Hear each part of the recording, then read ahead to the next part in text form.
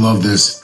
So, good dude is victorious, and I believe it's because he's more acquainted with violence than bad dude. Bad dude walks in with a massive blade, massive knife.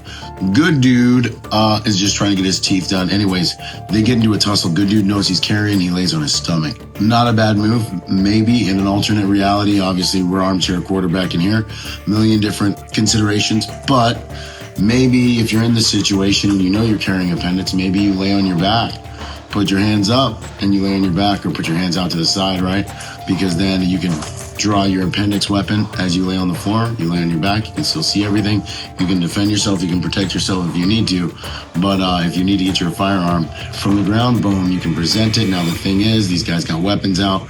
So when it comes to drawing your firearm, you really got to time it right.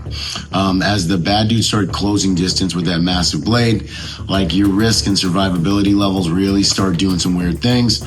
So if you're going to draw on someone who already has a weapon and their weapon needs to be in close proximity in order to be deployed, whereas a firearm, that's a blade, and whereas a firearm needs a little bit of proximity to be effectively deployed in many cases, depending on how you've trained and different things like that. But generally, you want to make sure that you use your firepower superiority on that blade before he gets close. And nonetheless, good dude let bad dude get close, and good dude still, through his open hand tactics, was able to get himself into an advantageous position, pull out that firearm, and get it in the fight, giving him the advantage over the bad dude.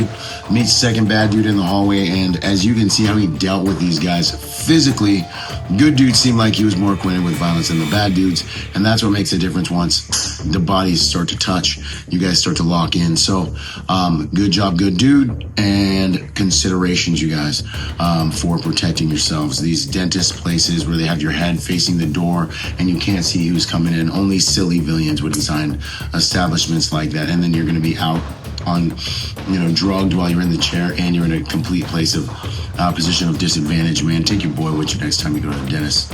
Anyways, God bless. Semper Fi. Let's go. Boom! It's finally here.